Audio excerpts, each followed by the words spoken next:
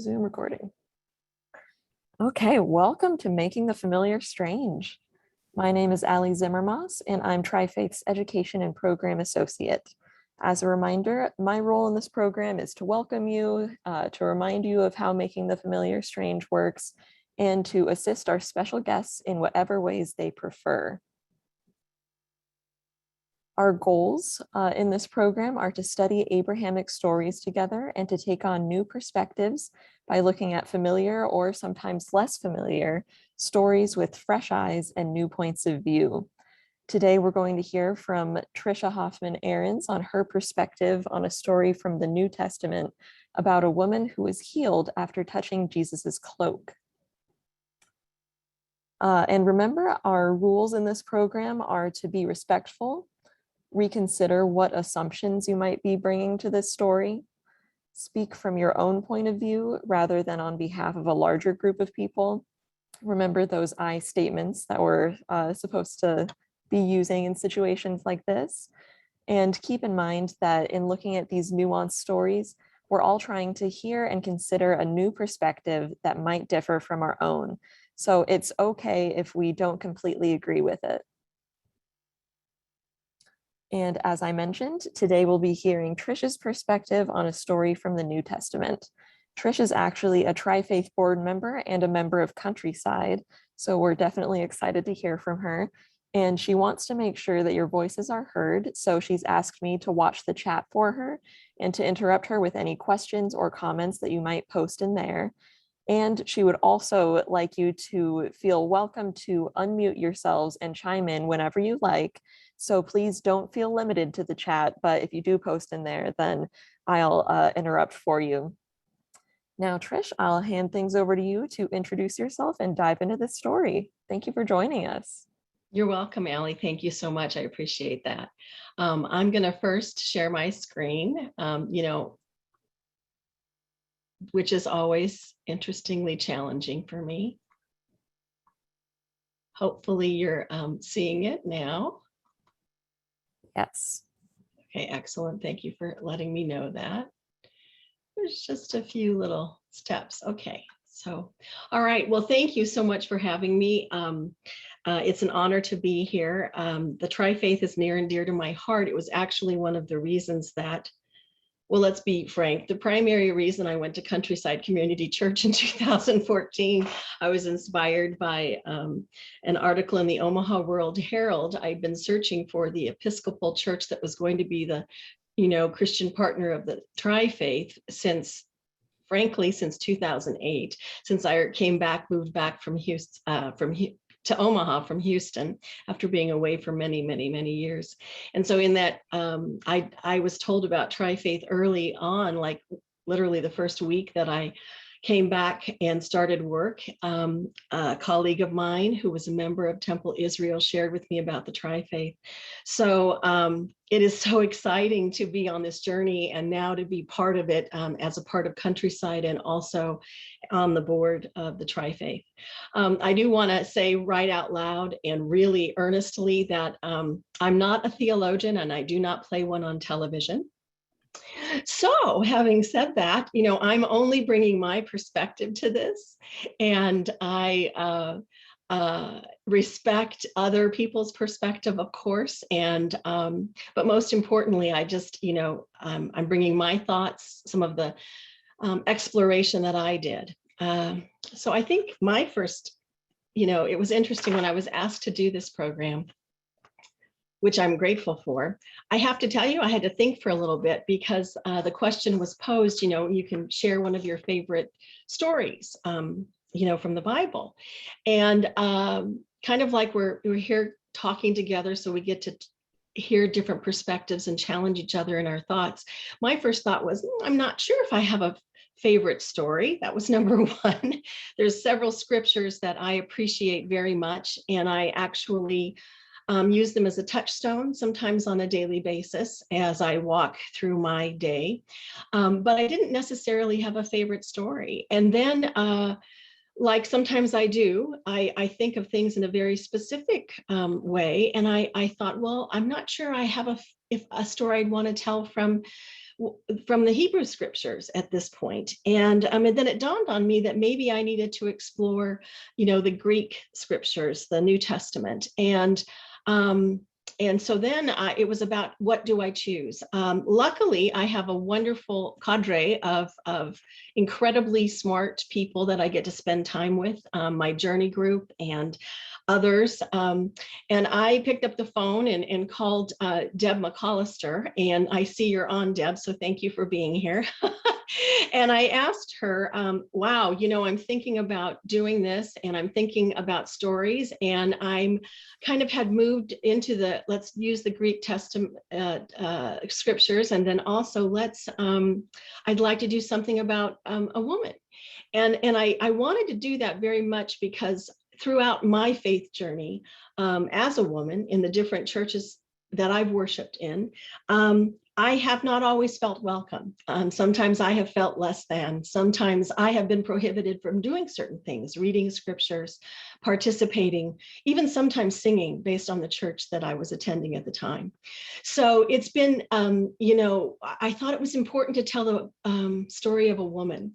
So Deb and I had some conversations, and she was kind enough to say, hey, I've got all this wonderful curriculum that I've helped to develop for the Sunday school. I'll send you over stuff on Mary Magdalene and Lydia and some others. And interestingly enough, when I went through it, the story that really resonated with me was the story of an unnamed woman. And that's why I landed on this one. The story is normally referred to as the story of the bleeding woman or the hemorrhaging woman. I chose the same name that we use when this is taught to children, is touching the hem of Jesus. And I like this because it's an unnamed woman, and because it talks about something that is unique to women, that only women can have this affliction. In a nutshell, the story is about a woman who'd been ill for 12 long and isolated years, who risked breaking social and religious practices to touch Jesus. And then when she touched his hem, she was healed. This story shares the healing and miracle stories surrounding Jesus's ministry. For many Christians, the stories where Jesus confronts illness underscore our separation from community. And the healings point to the wholeness when we recognize God's presence with us. They point to God's desire for our wholeness, God's compassion for our suffering. So I'm going to read the scriptures, and I'm going to use something that we do in my journey group.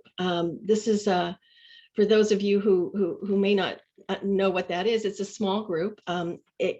In our group, we have 9 or 10 people. It depends if we can get our person who lives in Cedar Rapids to join us from using technology.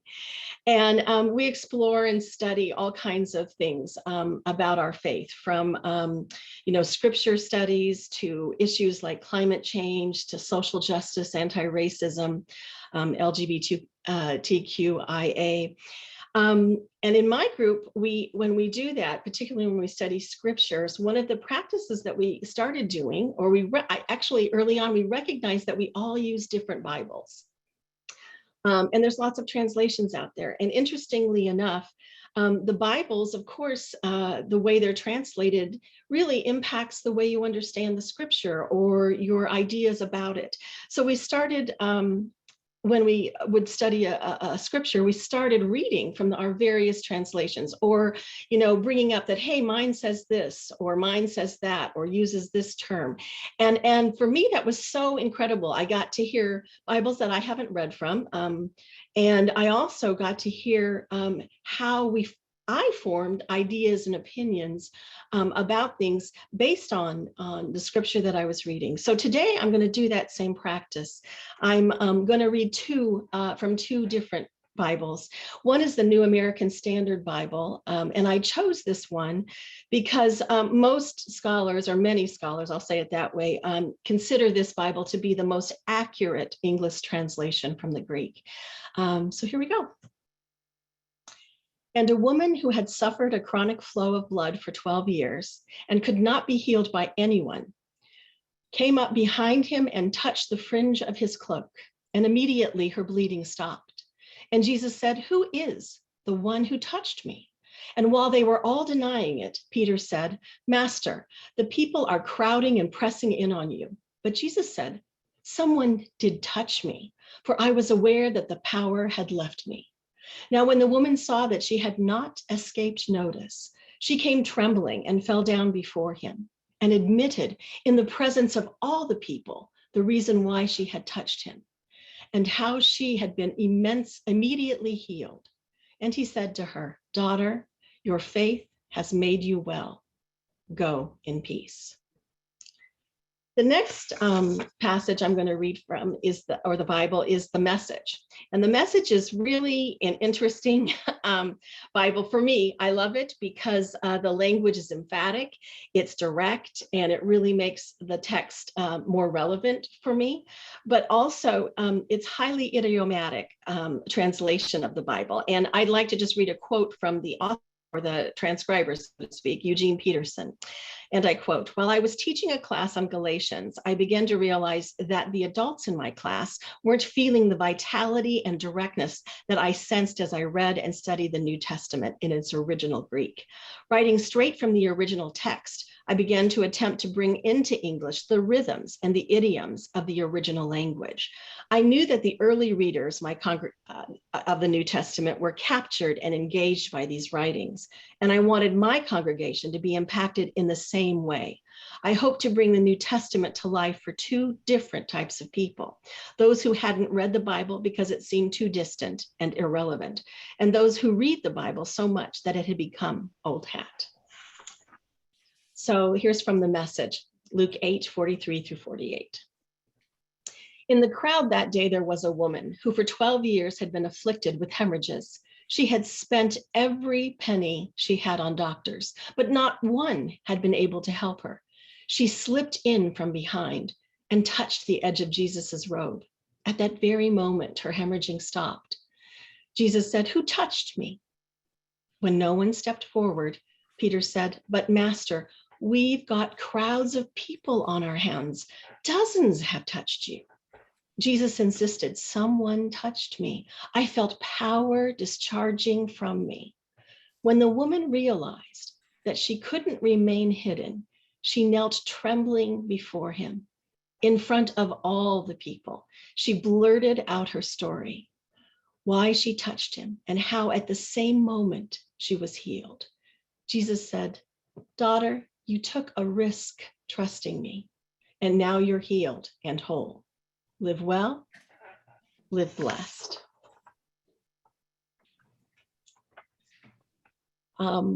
So why, a little background and context.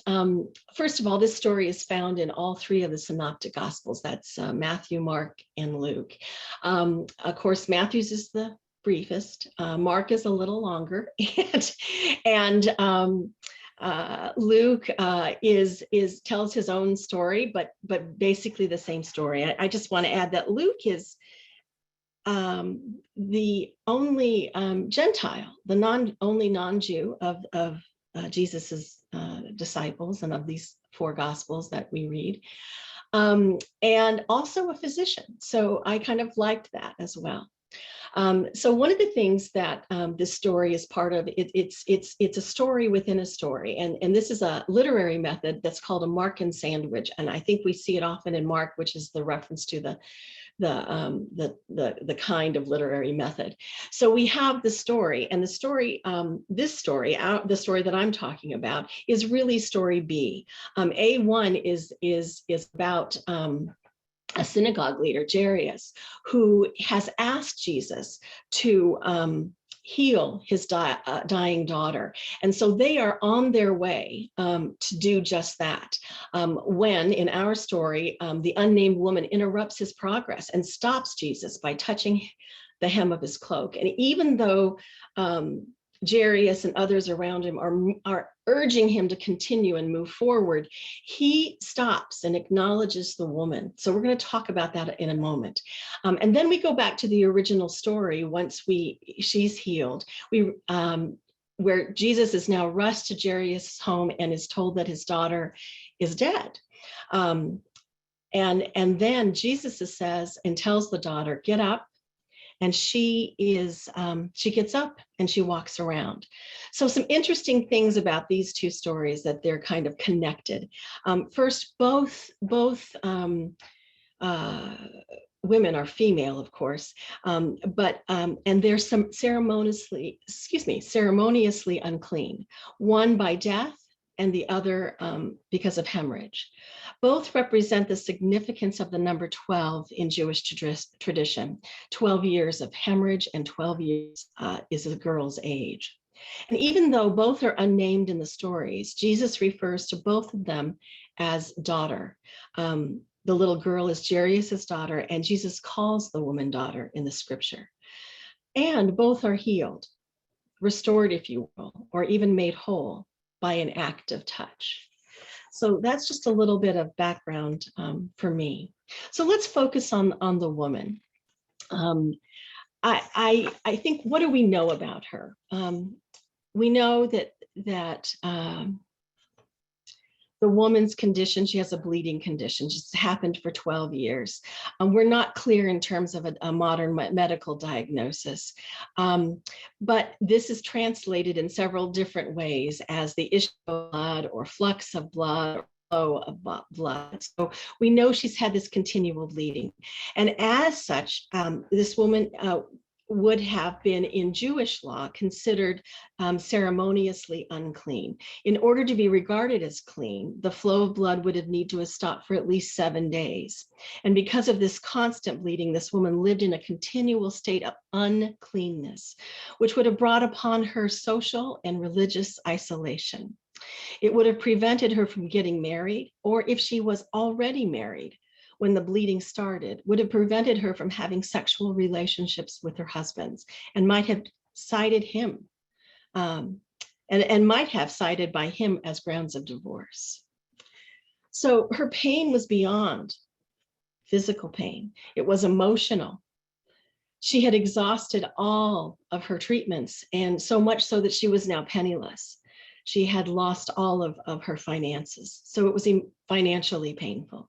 And of course, it was spiritually painful. She was effectively excommunicated from her faith community and not even able to participate within the community for fear that she might touch someone, or their fear that they might touch her.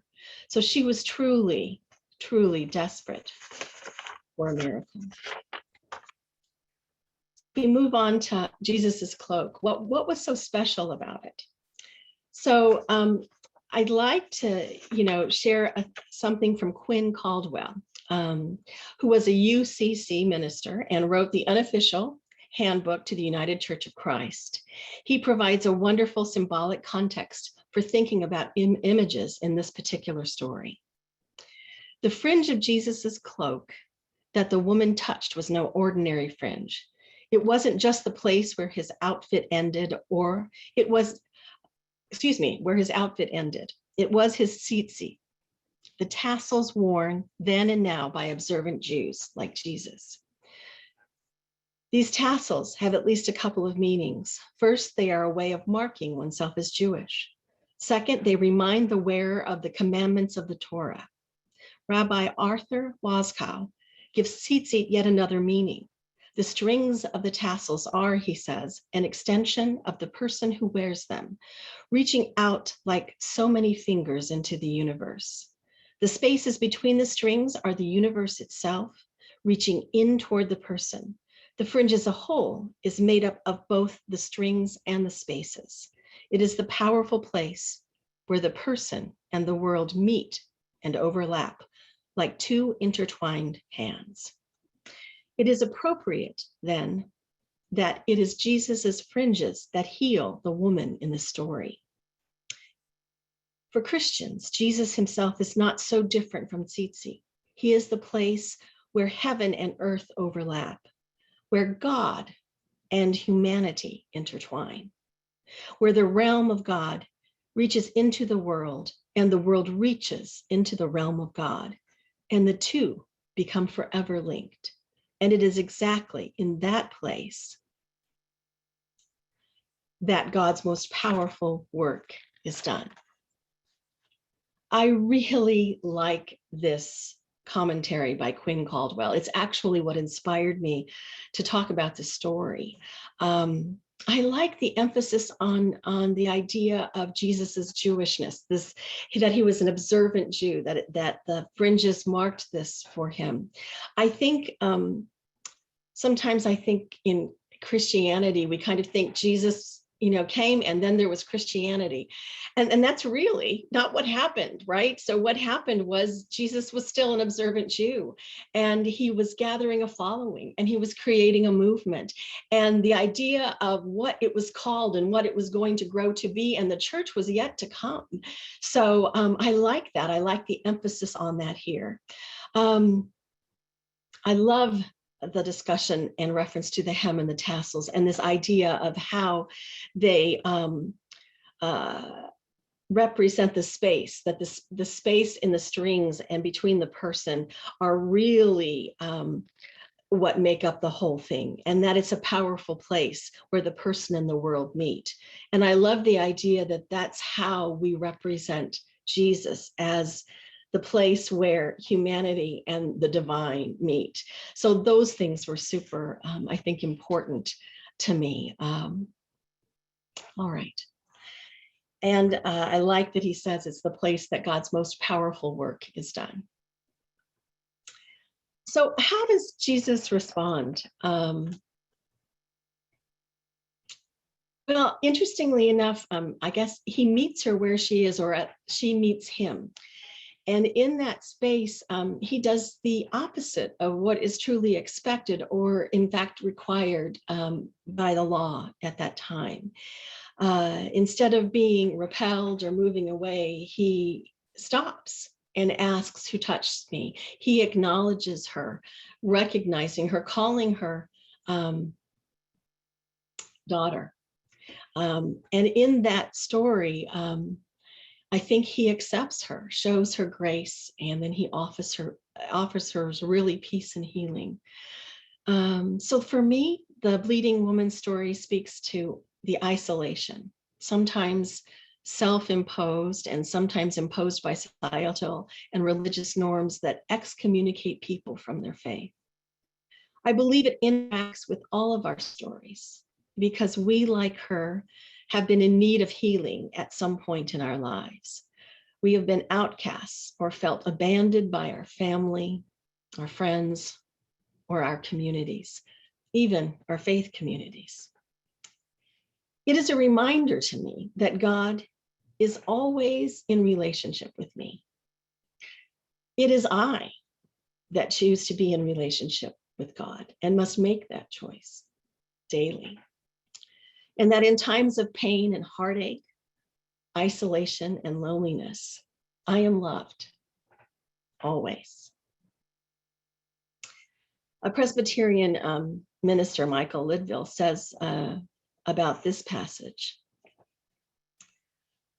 and I quote, "One personal affirmation in this biblical story is that beyond even physical healing, acceptance, intimacy, and touch can make us whole and can give us peace. We, in fact, are shaped and made human in relationships to other people. Our relationships in our faith community, our friendships, and our family are not just something extra added to life for our distraction and entertainment, as if we would be complete humans being in individual isolation. Relationship, touch, if you will, makes us human and whole." So I'd like to just open up the conversation to questions to the group, kind of comments and ideas about maybe what surprised you about the story.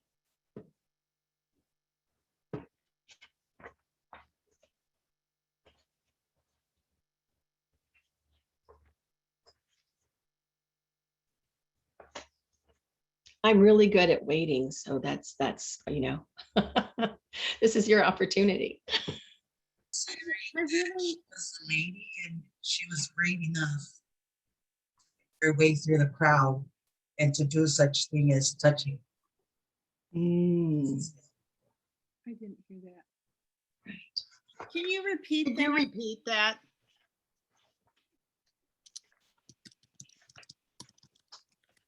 I go, please go ahead. I couldn't see who spoke, but what I heard you say is that she took a risk. Yes, she was brave enough as a woman who's outcast in the crowd and was able to touch. I love that. I think that's exactly right. To me, that's what this story really is about. If we think of it from her perspective, first of all, she would have been untouchable for 12 years. Imagine, I can't get past that pain, right? Imagine that pain, not to be able to participate in your religious community, not to be able to lie with your husband, not to be able to be touched by anyone, no hugs, no, going out in public for fear you might touch someone. And just that to me is just incredible. And so I can imagine that as she was thinking about, should I go and see this man, and instead of asking for healing directly, she probably couldn't have done that no matter what. And she may have thought, that she would have been ostracized even more or criticized even more. And she could cause other people, to be unclean if she touched them or came too close. She might have thought about that Jesus would choose not to heal her. And then she would have risked even more isolation. Trish, Anyway, we've got a couple of comments in the chat now. wonderful. So Dawn also notes the braveness of the woman, and we have a note from William Roberts that says, I was surprised that Jesus didn't know who touched him. Also, why did he say touched me when she touched his clothing? Right. That's so great. So there is, when I was reading about this, there was some commentary on that. And I'm sorry, I just jotted down notes, so I didn't actually record who the commentary was from, so bad on me. But a couple of it was, it's unclear whether Jesus knew who touched him or not. There's lots of conversation about that. In Christianity, there's some idea that all is known, that Jesus knows, God knows all, source, spirit knows all. So in this case, he would know who touched him. And there are, and then the other case is that that he really did not know who touched him, and that from his conversation with Peter, it's likely that he knew that the power had got him. He felt the healing power come out of him, but not sure how. So there were other things that he said he might not know, I guess, when you look at other stories and such. So I think that's what I've read about that.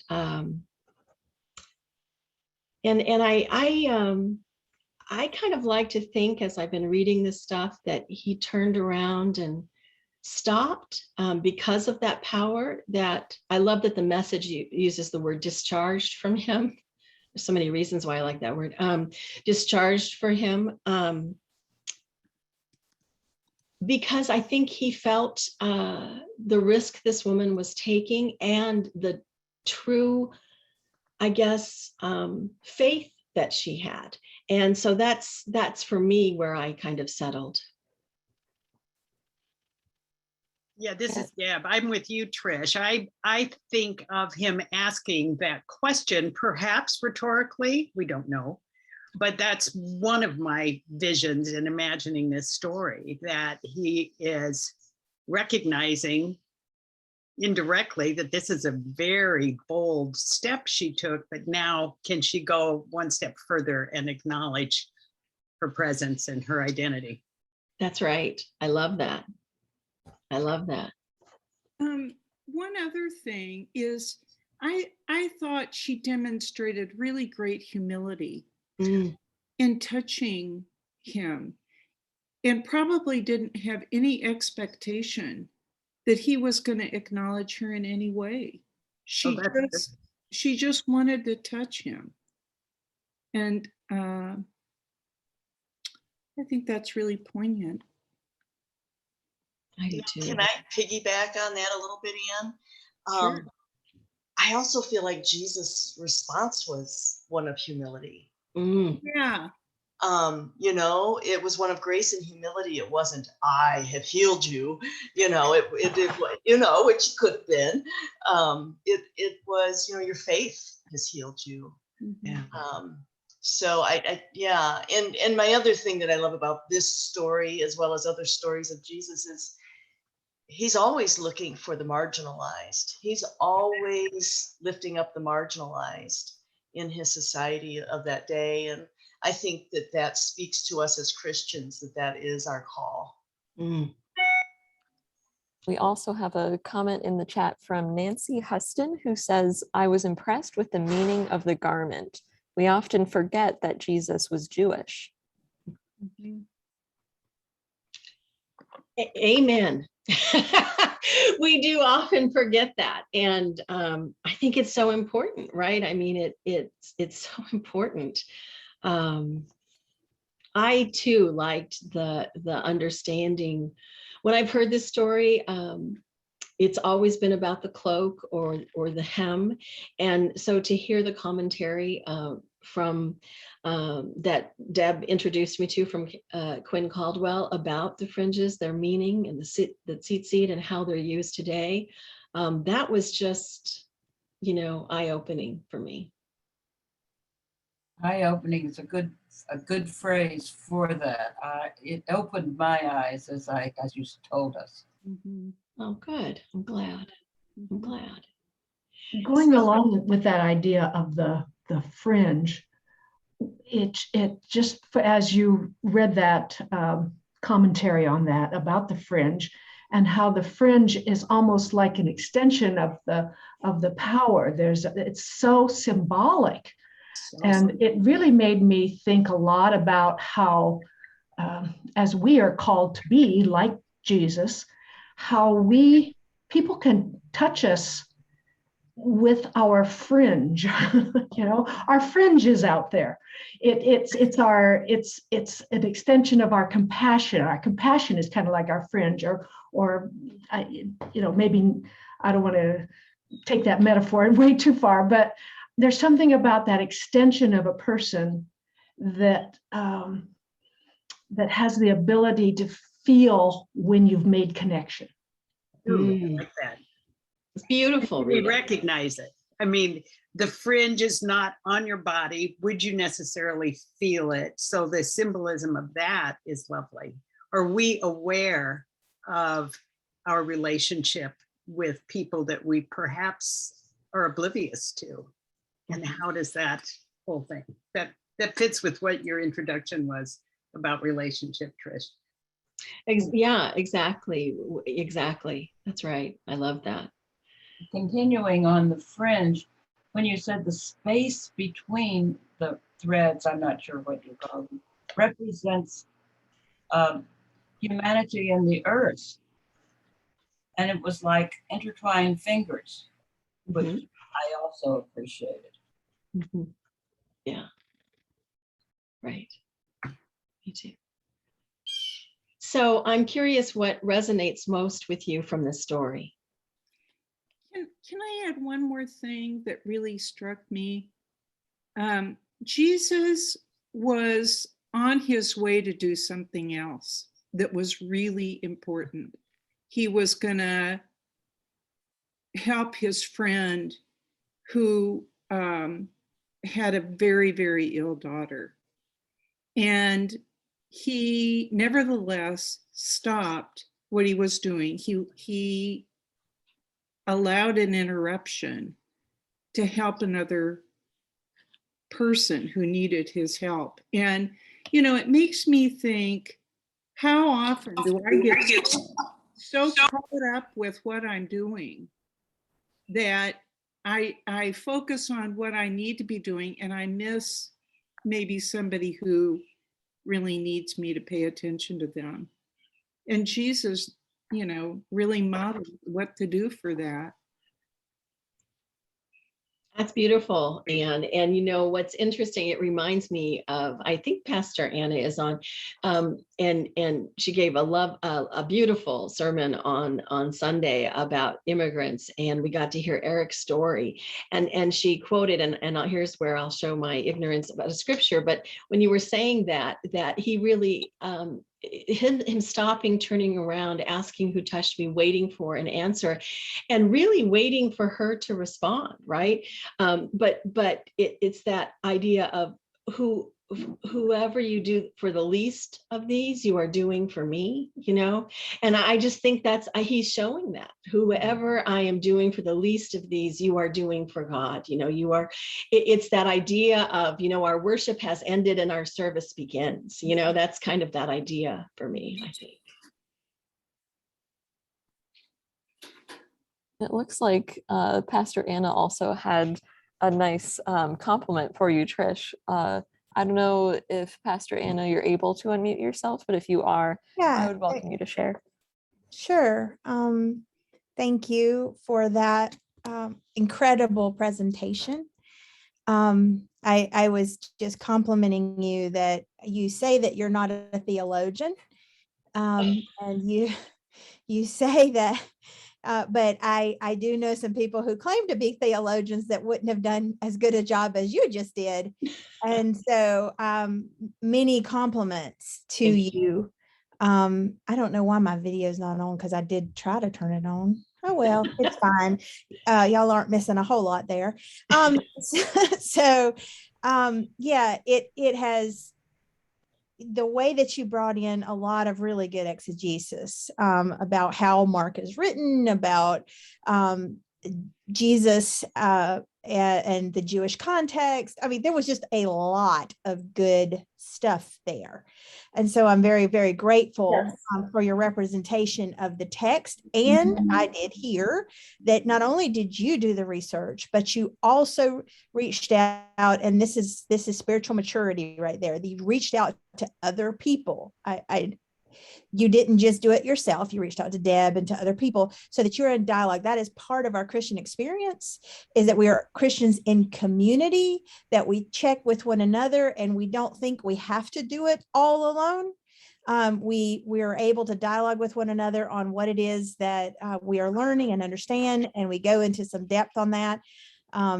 Because I know when I was giving my sermon on Sunday, one of my reference points was that I had a conversation with Joanna about, you know, immigration from a Jewish context and things like that. And so, and also someone from the mosque about the Quran. So these things are really important. And I really want to affirm you in what you have done and the representation that you have given not only this text, but the community at Countryside through this thorough look at the text. And I couldn't have, I know that you're lay, but you did the work.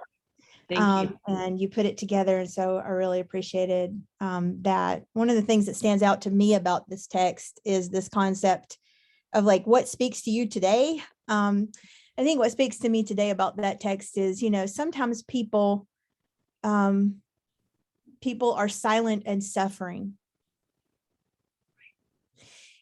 And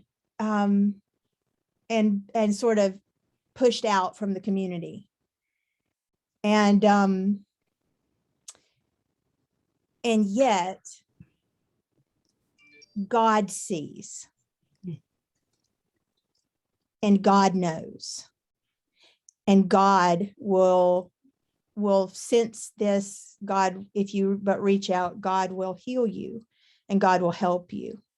And that to me, that preached to me today. So thank you. You're welcome. Thank you for that. I appreciate that. We've got another couple things in the chat as well. It looks like related to the point that was mentioned earlier about Jesus's Jewishness.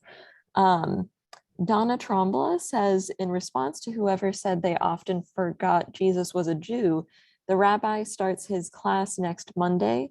He likes to remind us that Jesus was always a quote unquote good Jewish boy, and says, I highly recommend his class. And it looks like Deb agrees with that. And then And, we've and got, so do I. If you haven't had an opportunity to go to Rabbi Aryeh's classes, you have to go. I always feel like I am in the presence of a godly man when I am in the presence of Rabbi. And every time I hear him speak, even if it's just comments, I am inspired. I learn more. My thoughts, my understanding of my own faith are expanded and grow. So anyway, I absolutely go to his class. and then Karen Euler says, I'm not sure how common they are anymore, but the bumper stickers and other items that had WWJD, what would Jesus do on them? Karen says, mentally, I always answer, keep kosher, and has a little smiley face by that. I love that. Okay, I have to share, this is off topic, so sorry. I have to share a bumper sticker story. Is that okay? So my dad, I come from well, you know, an interesting faith background. I grew up a Lutheran. That has its own discussions for another time. But I was, you know, baptized and confirmed in the Lutheran ELCA, Lutheran Church. Married a Missouri Synod Lutheran, much to the chagrin of his parents. I wasn't Missouri Synod, and that's a different story as well. My grandfather on my mom's side was Jewish, not practicing, but was Jewish. And my grandfather on my dad's side was a bishop in the Free Methodist Church and a minister. And so was my grandmother, his wife. And so was my uncle and aunt. And so they spent most of their lives in Africa doing missionary work. My dad spent his first 12 years there. But my dad read the Bible every morning. He was up at 4, read the Bible every morning, was next to his place at the table. And there was that bumper sticker. You remember in the 70s, there were those bumper stickers, like, you know, whatever. If you love Jesus, honk, you know. And you remember those? Okay. And so my dad, who's again very devout, and by the way, had been excommunicated from his church because he was divorced in the early 50s from his first wife. So he was excommunicated or outcast from his own church. He bought a bumper sticker. And I remember this because it was when he was teaching me about giving, you know, stewardship. He bought a bumper sticker and put it on the back of his car. And it said, if you love Jesus, tithe, anyone can honk. So I had to share that. I thought you'd appreciate it. And of course, just FYI, the whole stewardship thing is going to happen at Countryside soon. So, you know, whatever.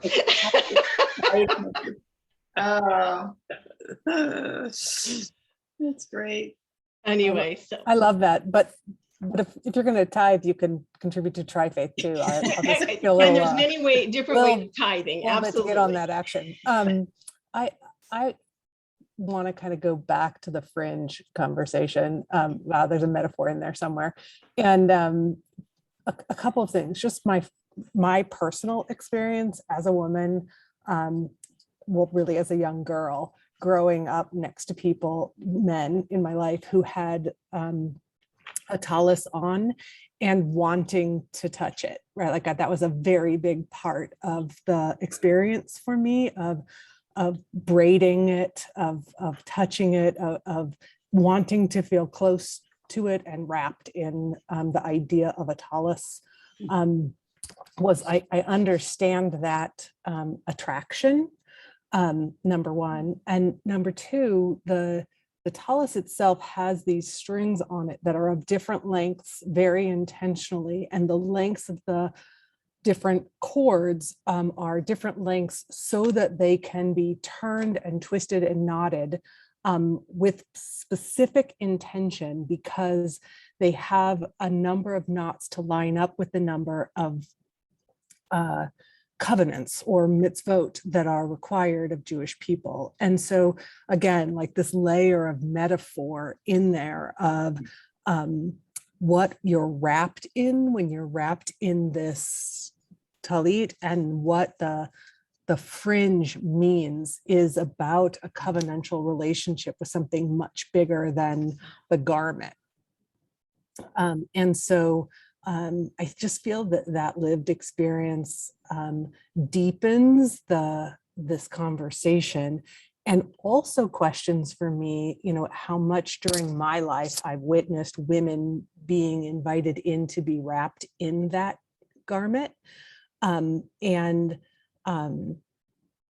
what does that mean about us as a society, to choose to invite women to be cloaked in that, both in terms of the garment, but the expectation of the covenant. Wow. Beautiful. Really beautiful, That was Wendy. great. Thank you for sharing that. I'm going to add that to the lesson. Yeah, I mean, it really, it's incredible. Thank you. Mm-hmm.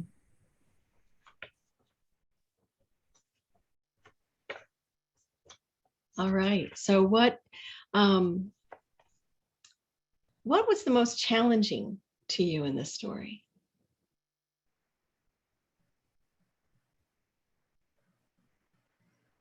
I think related to the conversation of consent, right? That there's this judgment around humans touching each other, and that's about physical touch, but we touch each other in so many ways. And where is the invitation and the line of consent?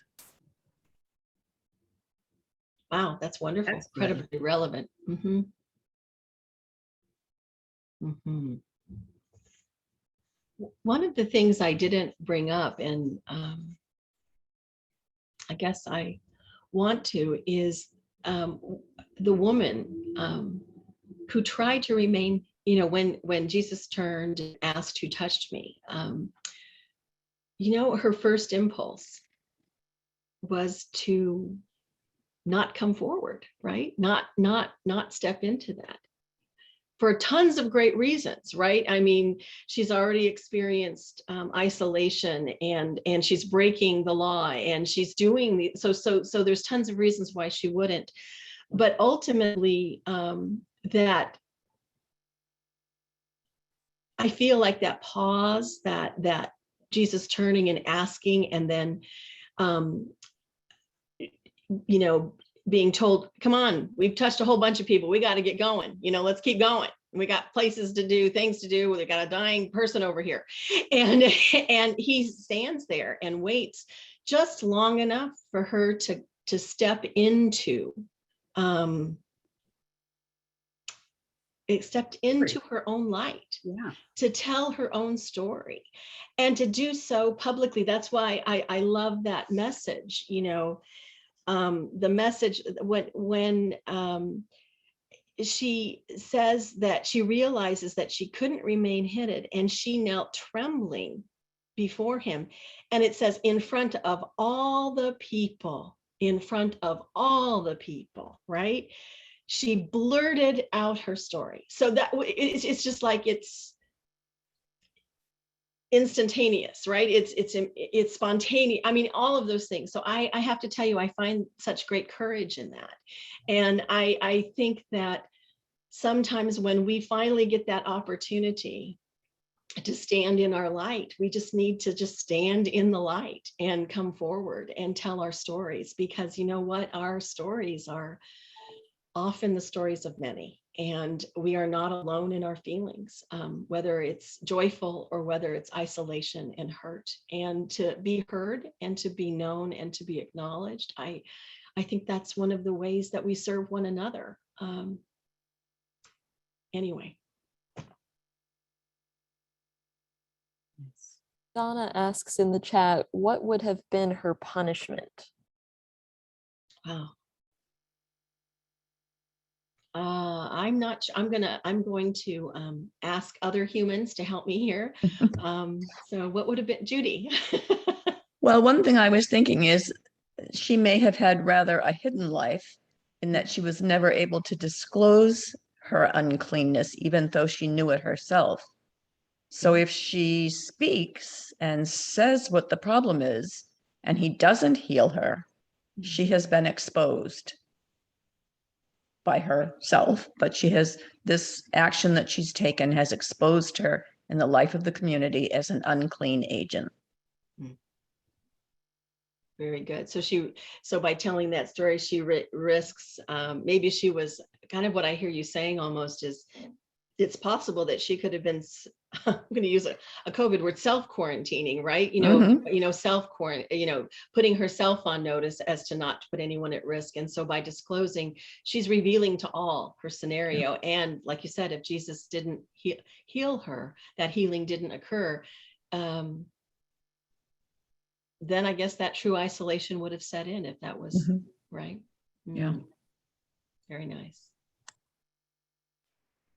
Very good. I don't know too much about the historical context, but I remember when first researching this story, there was something I found about the fact that a woman with those symptoms would have been restricted to early mornings at the well to draw water when no one else was there, and could not circulate in the marketplace, so had to have someone bring things to her. I don't know historically, it's been too long. Is that kind of like Trader Joe's opening at 7 for seniors? Yes, for us seniors. That's exactly like it. And stand 12 feet apart. I love it. But I would just, one little comment, just as a plug for Tri-Faith. One of the things I've loved about teaching this story to kids is these Christian kids, they readily accept and are curious about the tallis and the Jewish roots of Jesus. And it seems like a whole to them, a nice entirety that we don't, it's less fragmented than things that most of us grew up with. So I love that. And the fact that a big point of this story, the way we tell it to kids, is that she was so lonely. She was so isolated, and God made us to live with others and in community. And that is the wholeness, and the connection between human and divine is in relationship. So anyway, that's enough. Yeah, well, I know that we're coming close to the end of our time. I kind of am curious about you.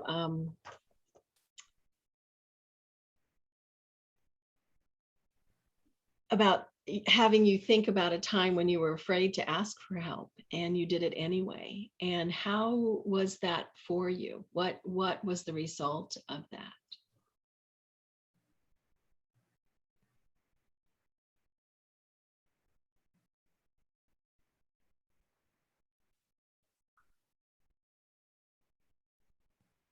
I have both positive and negative responses to that. Sometimes you ask for help and people don't help you. And sometimes you ask for help and people do help you. So it's always a risk asking for help. It's not always a happy ending. That's true. Or the person not helping makes it worse by denigrating you for even asking in the first place, not being strong enough to overcome whatever you're wanting help for. When I was 26, I had a heart condition that waylaid me for 6 months, and I could do nothing. They had to dress my baby and put her on my lap. And it was the first time in my life that I'd ever had to be helped. And people were so gracious. My bridge club came and cleaned my house from top to bottom. And I never heard any naughty stories. That they could have told some, I'm sure, about the thing. But I mean, it was done so lovingly, but I had never,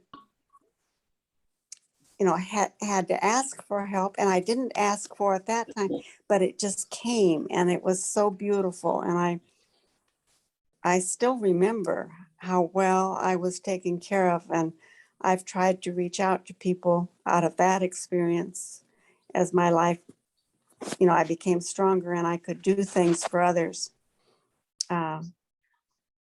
because it just showed me how beautiful people could be.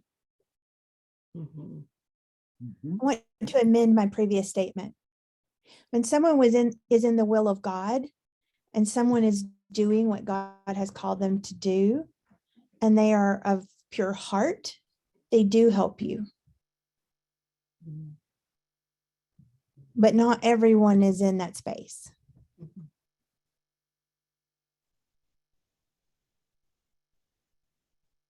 Wonderful. Judy, did you have something or?